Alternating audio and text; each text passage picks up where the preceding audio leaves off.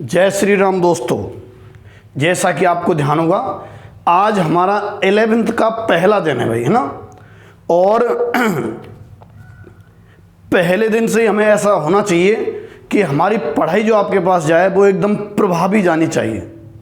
ठीक है, शुरू से और अंत तक मेरा मतलब है वर्ष के अंत तक, या फिर जब तक आप हमारे बारे में पढ़ते हैं तब तक इतनी प्रभावी पढ़ाई होनी चाहिए जो आपके भविष्य के लिए कारगर हो। हमारा आपसे वादा है, इस चैनल पे या फिर ये जो दो स्कूल हैं, विद्या देवी स्कूल खेड़ली और GIS कठुमर, इन दोनों स्कूल में जो भी विद्यार्थी पढ़ेगा उसके लिए 11th 12th का कोर्स का एक एक बेसिक बारीकी से समझाया जाएगा। उड़न झल्ला में बिल्कुल नहीं चला जाएगा। किसी भी प्रकार की ऐसी कोई फेंक नहीं होगी। फेंक और फेंक कुछ भी कह लो आप, दोनों ही बात। फेंक भी चलता है कहीं और कहीं फेंक भी चलती है। तो हमारी तरफ से किसी भी प्रकार की कोई ऐसी फेंक नहीं होगी जिसको आप आगे देखें और आप देखें कि ये तो गलत ही बता दिया, हमें पहले ऐसे कहा गया था और हो ऐसा रहा है। एक भी चीज़ इस तरह की नहीं होगी। हम आपसे वादा इतना करेंगे और निभाएंगे आपसे इतना। आपसे जो कमिटमेंट करेंगे उससे 3 गुना करके दिखाएंगे। ऐसा नहीं होगा कि कमिटमेंट हमने 50 गुना कर दिया और निभा हम 1 गुना भी रहे, जैसा कि अमूमन आजकल हो रहा है। और ख़ासकर बड़ी सिटी वगैरह में जहाँ बिल्कुल ढोंग डपरे से सिस्टम चलते हैं, वहाँ तो ये बहुत ज़्यादा चल रहा है। और मैं देख रहा हूँ आजकल लोग इस चीज़ को छोटे शहर में भी अप्लाई करने का प्रयास कर रहे हैं। मैं कह रहा हूँ भाई, छोटे शहर में पब्लिक सच्चाई पे ज़्यादा आधारित रहती है, ये ढोंग डबर्रे पे आधारित नहीं होती। तो हम आपको पूर्ण सच्चाई के साथ हर बात बताएंगे और जितना आपसे कमिटमेंट करेंगे उससे लगभग 3 गुना 4 गुना आपको प्रदान करने वाले हैं। मैथ में मैं जैसे कि मनोज चौधरी और यहाँ खेड़ली में विद्या देवी स्कूल चलाता हूँ। इस बार मैं आप लोगों को, हालांकि बीच में 1-2 साल नहीं चलाई, पहले चला रखी थी बुक RD शर्मा बुक, और इसके अलावा जो भी कोई बहुत सारी जितना मुझसे संभव होगा उतना बेसिक आपको चला जाएगा। बाकी RD शर्मा की एक एक प्रॉब्लम्स को आपको यहाँ बताया जाएगा। ठीक है, स्टेप बाय स्टेप बेसिक बिल्कुल मजबूती के साथ बारीकी के साथ पढ़ाया जाएगा। केवल हवा में बातें नहीं होंगी।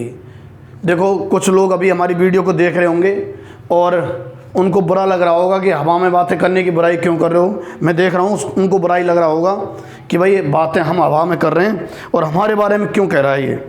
पिछली बार एक आध कहानी सी वैसे मैंने यूँ ही सुना दी थी, तो जो जिस पे सूट बैठती है उसको बुरी लग जाती है। एक बंदर वाली कहानी सुना दी थी मैंने। तो जिसको जो बात सूट कर जाती है वही उसको बुरी लग जाती है। तो मैं ये जो हवा में बात करने वाली बात कर रहा हूँ, महोदय से निवेदन कर रहा हूँ जो देख रहे हैं, ठीक है, मैं आपके ऊपर ही नहीं कह रहा, बहुत सारे लोग भी हैं आपकी तरह जो हवा में बातें बहुत ज़्यादा करते हैं और वास्तविकता में नहीं। तो अभी हम क्लास स्टार्ट करने वाले हैं, 1 मिनट के अंदर ही चालू कर देंगे। पहला दिन है, नहीं तो हमारी क्लास में कभी भी टाइम खराब नहीं होता, कभी भी। आप हमारी 12वीं की किसी भी वीडियो को खोल के देख लेंगे, बस क्लिक किया और पढ़ाई चालू। ना हम किराए पे 2-4 आदमी इस तरह से रखते हैं यहाँ यूट्यूब पर आकर किराए पे के जाओ और हमारी तारीफ़ें करो, ऐसा भी हमारा सिस्टम नहीं है। सीधा बटन दबाया आपने यूट्यूब का और पढ़ाई चालू, इस तरह के रहेगा। आपको बातों से कतई प्रभावित नहीं किया जाएगा। आज के बाद आपको सीधी क्लास में पढ़ाई मिला करेगी। ठीक है, हालांकि कुछ नासमझ बच्चे हैं जो बातों से प्रभावित हो जाते हैं, बाद में उनको एहसास होता है, पर उस समय तक वक्त निकल गया होता है। भाई वक्त मत निकालना अपने हाथ से। ठीक है, आज ही कुछ अंतर तो आज ही आपको नज़र आ जाएगा। बाकी अगली 4 क्लास के अंदर तो आपकी आंखें ही चौड़ जाएंगी कि हमें पढ़ा, 1-2 जगह कहीं पढ़ रहे होंगे तो वहाँ क्या पढ़ते थे हम और यहाँ क्या पढ़ते हैं। एक एक फैकल्टी हमारी चुनिंदा है, अभी थोड़ी देर पहले जो इंट्रोडक्शन क्लास हुई थी हमारी, उसमें हमने आपको पूरा जो फैकल्टी उनका इंट्रोडक्शन भी करा दिया था। ठीक है, तो मैं आपको वादा करता हूँ मैथ के अंदर, ठीक है, बाकी मैं तो सभी गुरुजन ऐसा करेंगे, बाकी मैथ के अंदर आपको 11th की book plus RD Sharma plus जितनी मुझसे और संभव हो सकें उतने क्वेश्चंस आपको करवाऊंगा। दम आप में चाहिए, ठीक है। आप क्वेश्चन सॉल्व कीजिए, नहीं होता है तो हमसे पूछिए, हम बताएंगे। हमसे भी नहीं होता है तो कहीं और से जानकारी लेंगे, पर हर समस्या का हल करेंगे, ठीक है। तो जैसा कि आपने देखा था थंबनेल पे लिखा हुआ है क्या, ट्रिग्नोमेट्री। हाँ जी, बिल्कुल ट्रिग्नोमेट्री का मूड बना के आया था, पर अभी बनाते बनाते बात चलते चलते मुझे सोच रहा था एक थोड़ा सा नंबर सिस्टम के बारे में बता दूं, क्योंकि आपके पास क्या है, थोड़ी गलत सूचना आ गई नंबर सिस्टम के बारे में। ये जो नंबर होते हैं ना प्राकृत संख्या, ये मैंने एक जगह कहीं देखा था, जाने कहाँ, तो उसमें ये नंबर सिस्टम को गलत पढ़ा दिया गया। मुझे बड़ा ही दुख हुआ कि हमारे क्षेत्र के बच्चों को नंबर सिस्टम में गलत पढ़ा देंगे तो फिर कैसे पार पड़ेगी भाई। थोड़ा उनको सुधारीकरण तो कर दें। तो बिल्कुल ट्रिग्नोमेट्री ही चलेगी, उसमें भी राज खुलेंगे, राज कि अच्छा ऐसा होता है, हमने तो कहीं ऐसा देखा था। बिल्कुल राज खुलेंगे। वैसे हमारी आदत नहीं है इतना बोलने की, पर मैं देख रहा हूँ कुछ बच्चों को गलत ज्ञान दिया जा रहा है, दिल गवाही नहीं दे रहा है। सोचें कम से कम, ज़्यादा नहीं, उस थोड़े बहुत बाई चांस बच्चों ने देख लिया हो तो उसमें एडिटिंग सुधार तो करवा दें, बेचारों का कॉन्सेप्ट गलत हो जाएगा, ठीक है। तो नंबर हमने बाकी सुन तो रखे हैं, प्राकृत संख्याएं होती हैं, नेचुरल नंबर हैं, और होल नंबर हैं, इंटीजर नंबर हैं, रेशनल नंबर हैं, ठीक है। एक तो मैंने देखा था नंबर ही कम बता दिए थे आपको। रेशनल नंबर हैं, इरेशनल नंबर हैं, फ्रैक्शनल नंबर हैं, डेसिमल नंबर हैं, ठीक है, कई सारे नंबर्स हैं।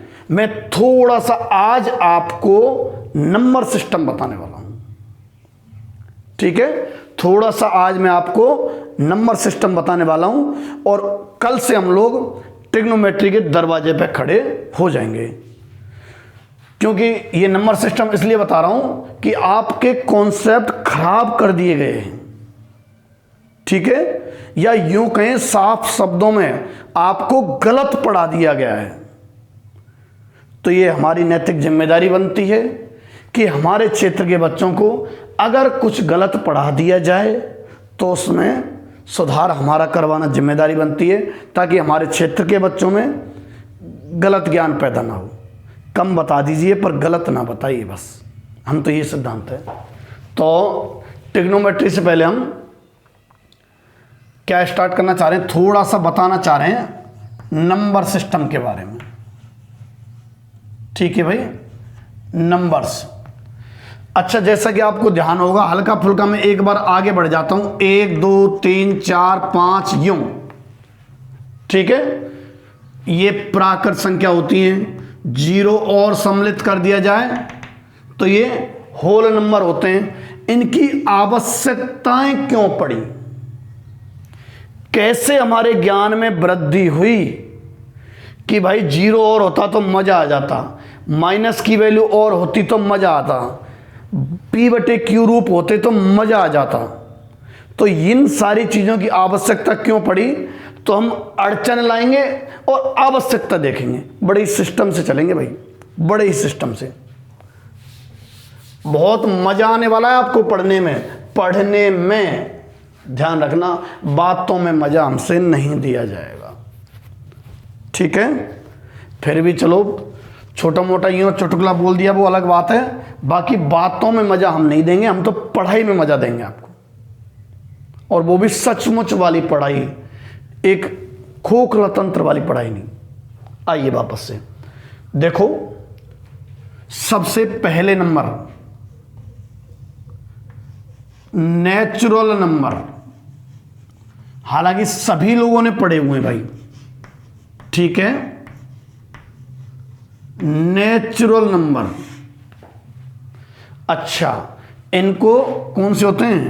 1 2 3 4 5 6, ये वाले जो होते हैं, also known as counting number. इनको काउंटिंग नंबर भी बोलते हैं। अरे गिनती करने काम आते हैं ना, गिनने के काउंटिंग करने के काम ही तो आते हैं ये। तो इनको ऑल्सो क्या बोलते हैं हम? काउंटिंग नंबर भी बोलते हैं। स्पेलिंग मिस्टेक हो सकती है हमसे, ठीक है। नेचुरल नंबर कौन से होते हैं? 1 2 3 4 5 6, इस तरीके से। अब बाई चांस हमारे सामने इक्वेशन यूं आ जाती है, कैसे कि x + 4 = 4, ये कोई हमारे सामने इक्वेशन आ जाती है और आपसे मैं इसको सॉल्व करने की बात करता हूं। तो इसको जब आप सॉल्व करोगे तो x बराबर कितना भाई? 4 - 4। गहरी नॉलेज देने वाला हूं मैं आपको। मूलतः तो परमेय संख्याओं, अपना दिल थाम के रख लेना परमेय संख्याओं तक। परमेय संख्याओं में एक राज खुलने वाला है किसी और का। आ जाइए वापस से। तो x + 4 = 4, तो x बराबर 4 - 4। यदि आपके पास सिर्फ नॉलेज होती नेचुरल नंबर की, तो फिर आपका आंसर क्या होता? यदि आपके पास सिर्फ नेचुरल नंबर की नॉलेज होती तो आपका आंसर क्या होता? जीरो फुदक के बोलने का प्रयास मत करो। मैं पहली लाइन क्या बोल रहा हूं? यदि आपके पास सिर्फ नेचुरल नंबर की नॉलेज होती तो आप x का आंसर क्या देते? नहीं दे पाते ना, क्योंकि अब आप जानते हो यहां x की वैल्यू कितनी है? 0, जो कि नेचुरल नंबर में तो है ही नहीं। हमें हमारी नॉलेज में वृद्धि करनी पड़ेगी, इंक्रीमेंट करना पड़ेगा भाई, कि भाई इस तरीके की इक्वेशन सॉल्व करने में हमें दिक्कत आएगी। कब? यदि हमें केवल इतनी नॉलेज होती। ठीक है, हमें हमारे नंबर्स की नॉलेज बढ़ानी पड़ेगी, 0 और जोड़ना पड़ेगा। जोड़ दो फेविक्विक से, इसको जोड़ दो। ये लो भैया, ठीक है, जोड़ दिया।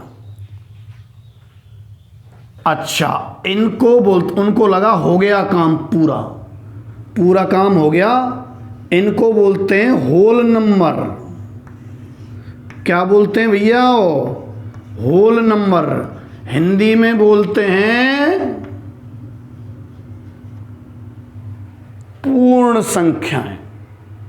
ठीक है, सभी बच्चों को आते हैं ये, पर अभी आगे मैं कह रहा हूं परमेय संख्याओं तक थोड़ा दिल थाम के रखना। राज खुलेंगे और ज्ञान बढ़ेंगे, दोनों कामें होंगी परमेय संख्याओं में।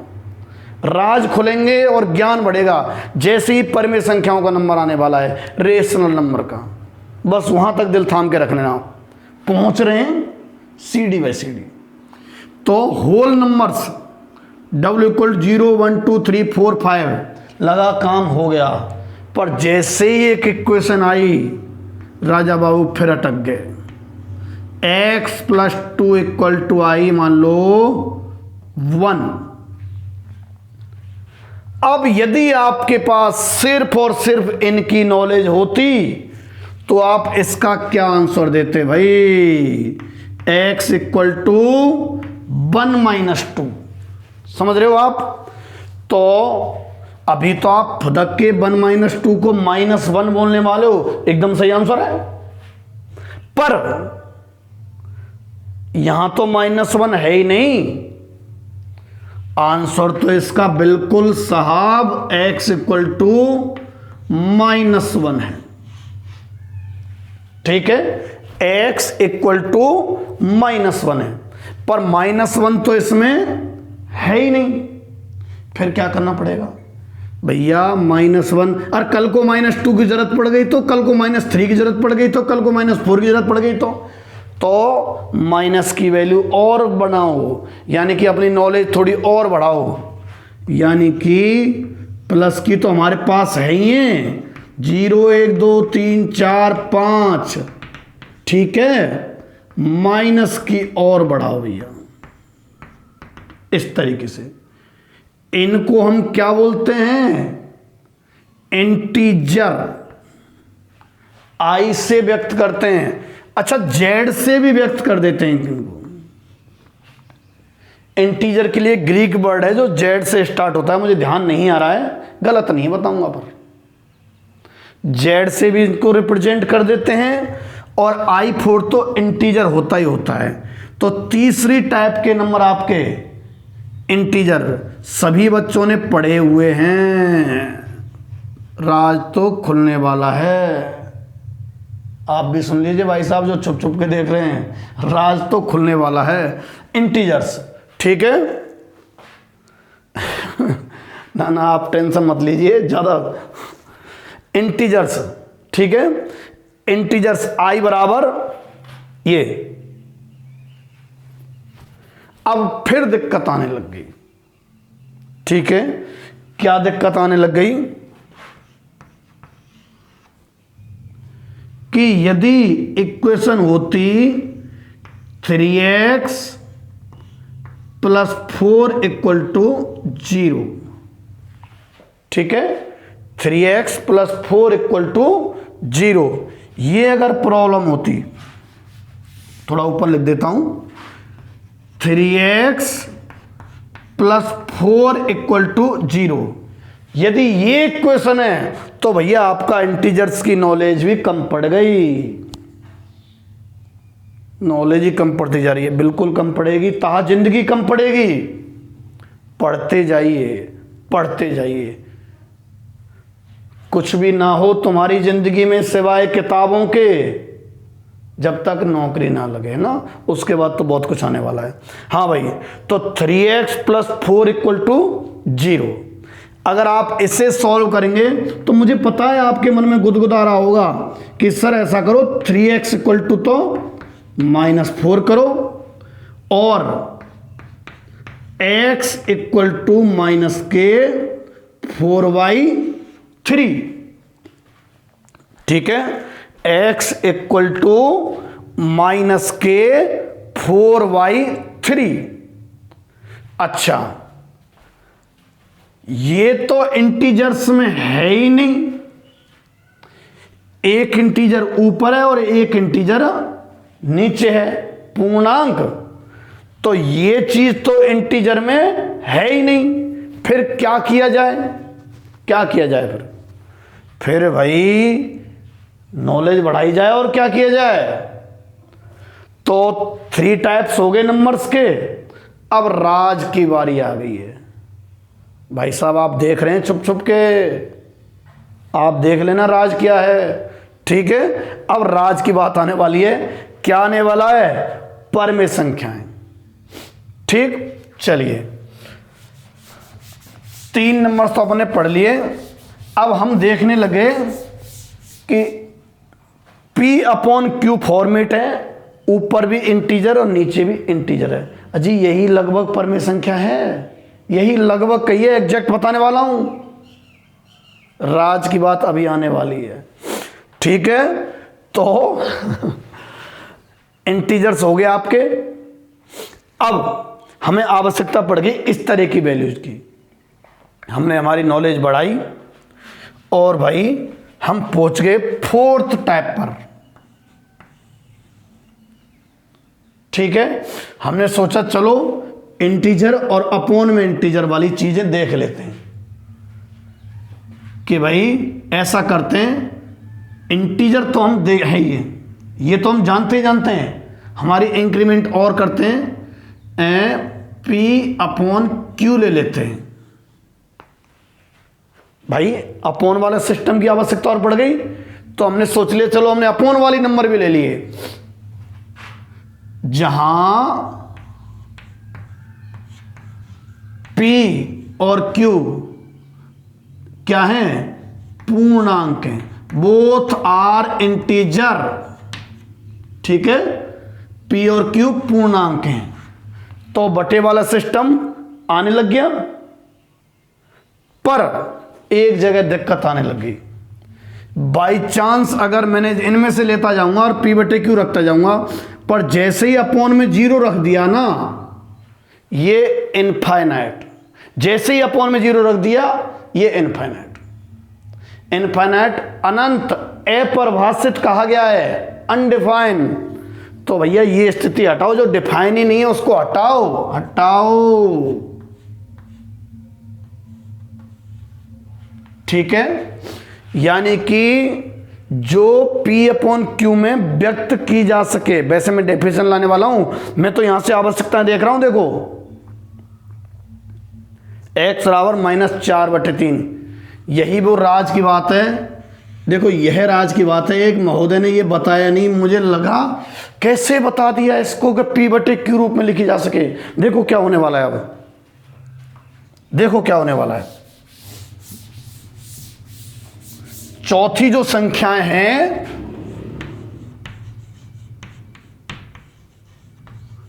रेशनल नंबर, ठीक है, ऐसी संख्याएं जिनको P अपॉन Q में व्यक्त किया जा सके, जिनको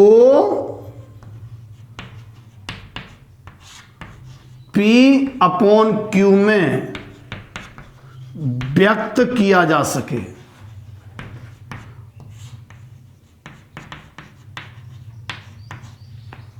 P अपॉन Q में हो, ऐसे नहीं कहेंगे, एक मौत कह दी थी शायद।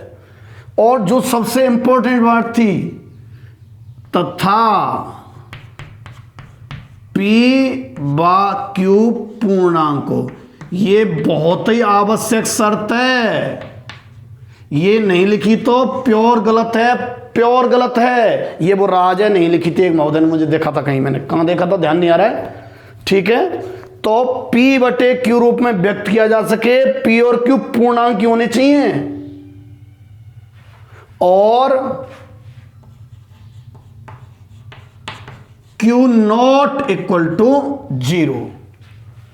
देखो यूं कहा जाए ना कि P बटे Q रूप में हो, लो 0.3 है, P बटे Q रूप में 0.3/1, P और Q पूर्णांक नहीं है, खूब बढ़िया P बटे Q है, पर इसको सॉल्व करके तो लिखा जा सकता है ना 3/10। तो ये P बटे Q रूप में व्यक्त हो गई ना।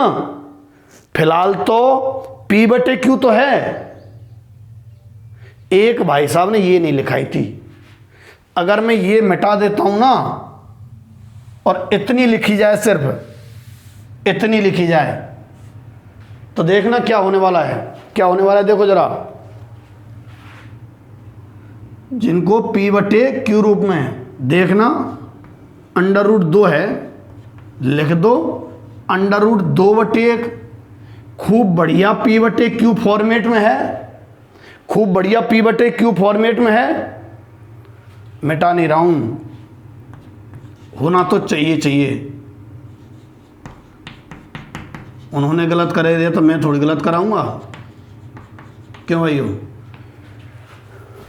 अगर ये लाइन नहीं लिखते हैं ना और केवल इतना लिख देते हैं कि P बटे Q रूप में हो और Q नॉट इक्वल टू 0 को परमेय संख्या कहते हैं, अरे दादाओ लो √2 बराबर √2/1, खूब बढ़िया P बटे Q रूप में है, Q नॉट इक्वल टू 0 उस लिखे हुए अनुसार P बटे Q फॉर्मेट में है और Q नॉट इक्वल टू 0 है, पर में होने चाहिए, ऐसे तो पर में होनी चाहिए, पर में नहीं है ये।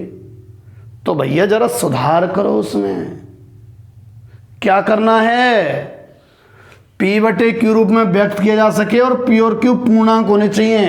हालांकि सहवाज्य भी एक बात रहती है, पर हम कह रहे हैं कि कटकुटु के अगर P बटे Q रूप में आ जाती है और P और Q पूर्णांक होने चाहिए और Q नॉट इक्वल 0, ये है डेफिनेशन।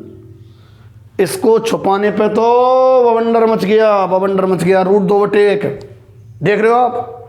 अभी तो मैंने एक दिन में बताया ये, आप अगर अगले 4 दिन लगातार वीडियो देखेंगे ना, चारों दिन आपको इस तरह की मज़ेदार चीज़ें बताऊंगा कि ये बताया था, ये बताया था, ऐसी बातें आने लगेंगी आपके सामने।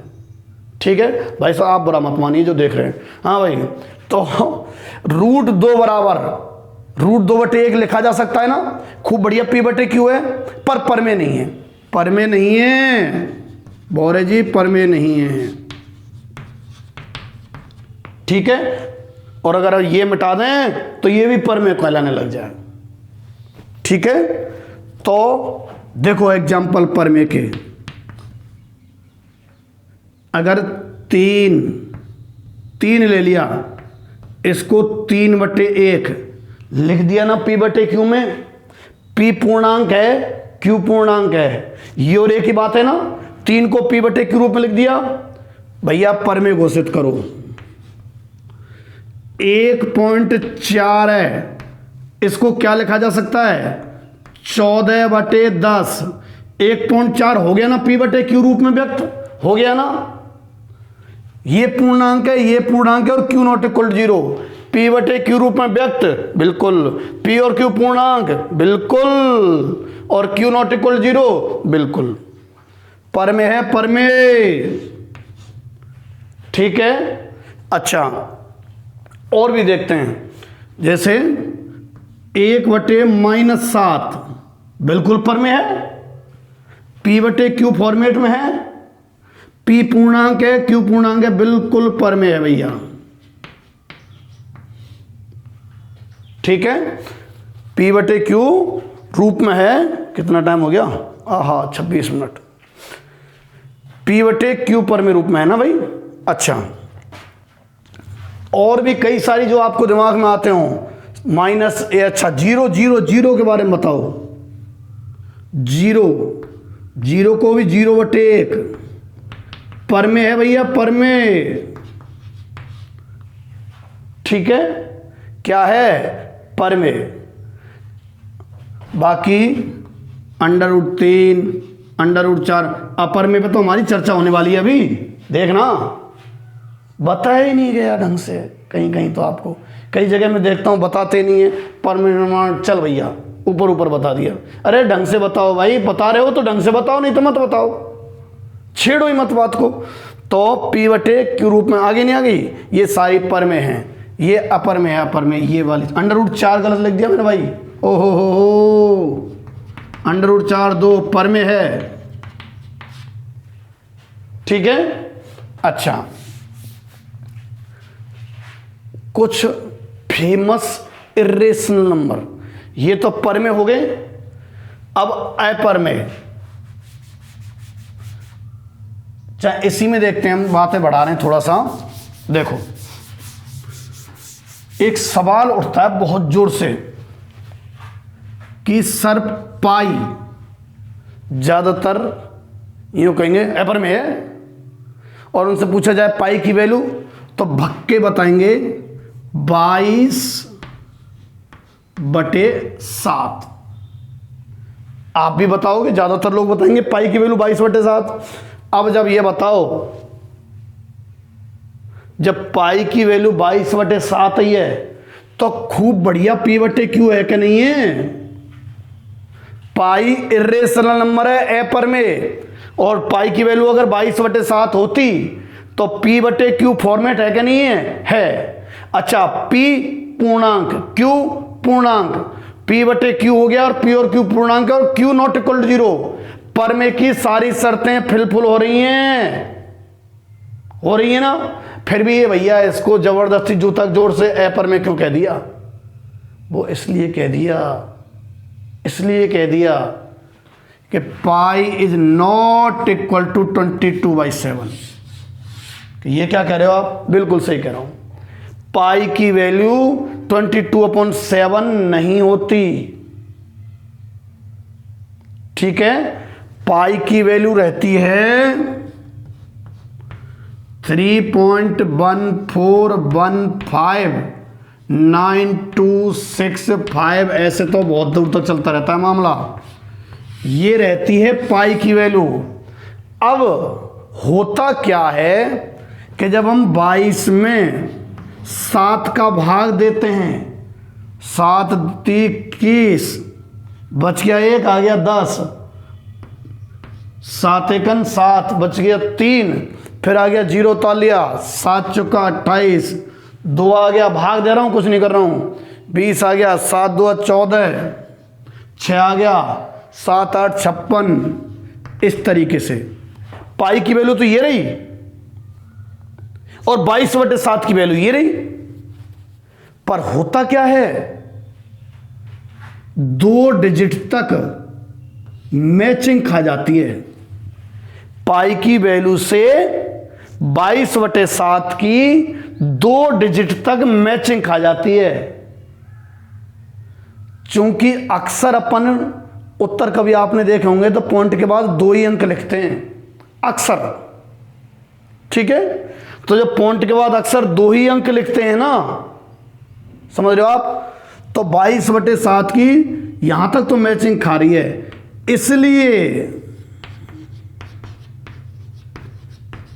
इसलिए पाई को 22/7, अदरवाइज देखो लगभग 22/7 होता है, ठीक है। अच्छा, ये 3.14159265 इस तरीके से है, non terminating and without repetition, ना ही तो टर्मिनेट होती है और ना ही रिपीट होती है, ठीक है। इसलिए पाई इज ए ना एन इरेशनल नंबर।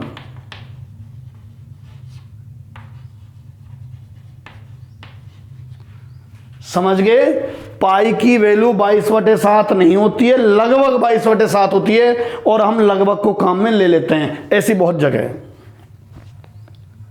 ठीक है कि नहीं है। तो इसलिए पाई को अपन क्या बोलते हैं, इरेशनल नंबर। एक महोदय के अनुसार तो फटाफट से ये क्या हो जाएगी, परमेशन क्या हो जाएगी।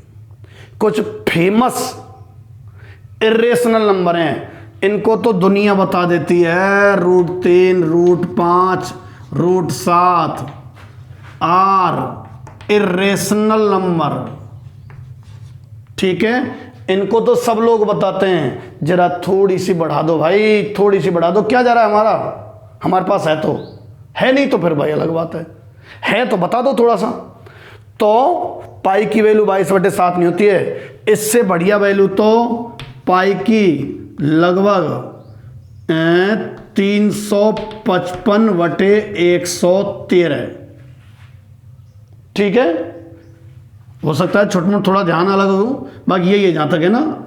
अगर 113 का भाग 355 में देते हैं तो 3 डिजिट तक मैच कर जाता है, 3.14, 3 तक नहीं 6 तक, 92 और ऐसे करके फिर अलग आने लग जाते हैं। तो पाई की मोर एग्जैक्ट वैल्यू तो फिर 355/113 हुई, ये नहीं, इससे बढ़िया पाई की वैल्यू है 355/113, समझ रहे हैं आप। बाकी ना तो 22/7 है ना 355/113 है, पाई की वैल्यू तो ये है। क्या होती है पाई की वैल्यू, किसी वृत्त की परिधि, सरकमफेरेंस बोलते हैं, सरकमफेरेंस, और बटे व्यास, ठीक है, परिधि बटे व्यास, ठीक है। ज़्यादा लंबी क्लास में करना नहीं चाह रहा हूँ, आज पहला दिन है, आप कहीं हाँ करने लग जाओ, है ना, जल्दी ख़त्म कर देंगे। अभी तो इसमें राज बाकी रह गए, कम ही राज खुलवा रहे हैं। तो पाई बराबर परिधि बटे व्यास, कड़ाके की नॉलेज मिल रही है, नहीं पता है आपको, ये तो पता होगा। अब सोचें साहब, परिधि मतलब किसी वृत्त की ये लंबाई, एक धागा लो 30 सेंटीमीटर का और आप उसको यूं गोलाई कर लो, वृत्त बन जाएगा।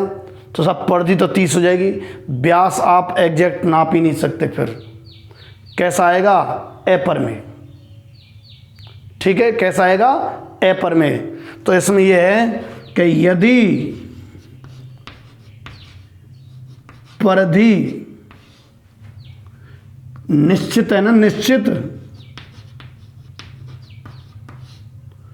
तो जो व्यास है वो क्या होगा, ए पर में। और यदि व्यास निश्चित ले लिया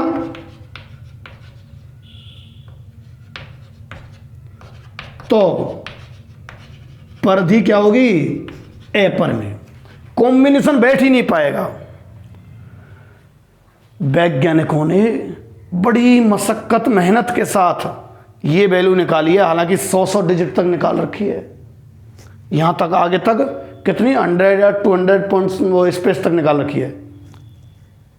ठीक है, तो पाई की वैल्यू इस तरीके से होती है।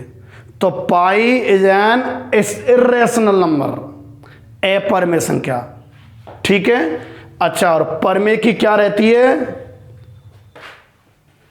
गलत मत सीख जाना, मुझे मालूम है हालांकि आप गलत सीख चुके हैं, उसको सही सुधार कर लेना।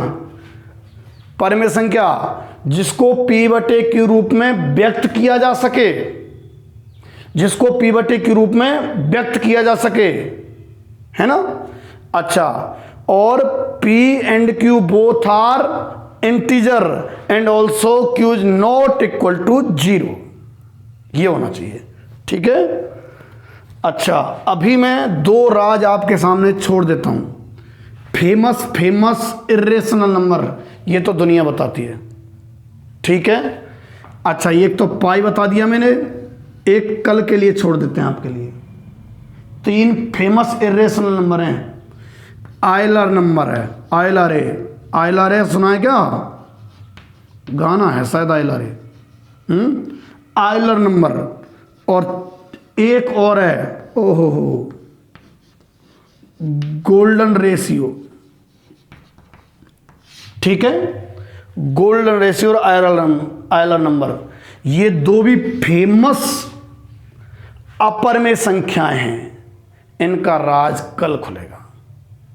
ठीक है, इसको ई से व्यक्त करते हैं और इसको ये चिन्ह है, बोलते तो गोल्डन रेशियो ही है, इससे व्यक्त करते हैं। इन दोनों का राज आपके कल खुलेगा। तो ध्यान रखना, जो आपने कहीं से गलत सलत सीख लिया था क्या पी बटे क्यू रूप और क्यू नॉट इक्वल टू 0, गलत है, गलत। क्योंकि रूट दो बटे 1 पी बटे क्यू हो गया। ठीक, तुम्हारा कॉन्सेप्ट ही खराब हो जाएगा आगे चल के, बहुत सारी समस्या आने वाली हैं। ठीक है भाई, अच्छा, कल राज बाकी, अभी तो इर्रेशनल नंबर है ना, इसमें भी गलत पढ़ाया गया है कहीं कहीं, मैं कई जगह देखता हूँ चैनल्स बहुत सौ पे। ठीक है, उसमें राज खोलने वाला हूँ। अभी तो मैं चौथे नंबर पहुँचा ना, वहीं है अभी 5, इस चौथे में ये बाकी है और अभी 5वें में राज बाकी है। ठीक है, हर वीडियो में एक राज आएगा। कैसा राज, कहीं गलत सलत पढ़ लेते हैं उसका। ठीक है, तो जुड़े रहिए, आगे की वीडियो में आनंद आने वाला है, नॉलेज मिलने वाली है, पढ़ाई को आंत बेबूत होकर पढ़िए। ठीक है, धन्यवाद, जय श्री राम।